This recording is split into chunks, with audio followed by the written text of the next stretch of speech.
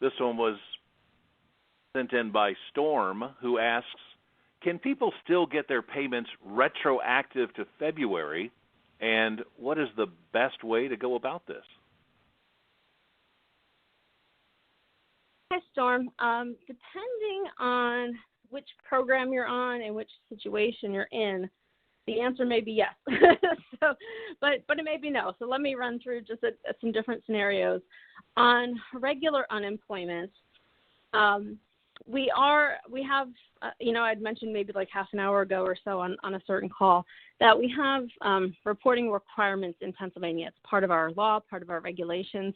So there's only so many weeks we can go back. But because of the pandemic, depending on the circumstance, like if it was some malfunction of the department, like the system wasn't letting you file or something like that, we can go back, quite a bit of time in order to provide benefits that you should have had. So what'll happen is, when you request this, the examiner is going to look at, what your reason is for missing filing, why you're filing late, et cetera, and then they'll make a determination from there. But let's talk about the PUA program. So on PUA, the CARES Act and the federal guidance have specified that if somebody is, eligible for PUA because they're separated because of the pandemic, or they're unemployed because of the pandemic, then we have to backdate that person's claim to the point when they were unemployed.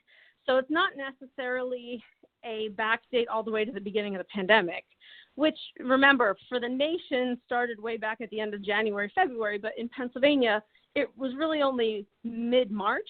So if someone's requesting, pandemic-related benefits back in February, we would really be questioning that because there were no restrictions in Pennsylvania until the middle of March. So we would need documentation and would need to know, how your employment was affected by COVID at a time before, the governor had closed some things down and before there were restrictions in place. However, that, depending on circumstances, there's probably not very many of them, but there may be a few exceptions to that.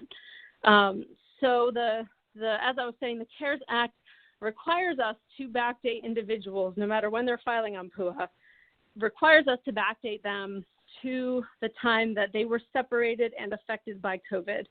So, no matter which reason you choose of those 11 reasons that are offered on the application that say when you're affected by COVID, why are you affected by COVID, as long as you meet one of those reasons, we would backdate you to your last day of work, not necessarily all the way back to February, but it does depend on an individual's circumstances and what they can prove and provide to us.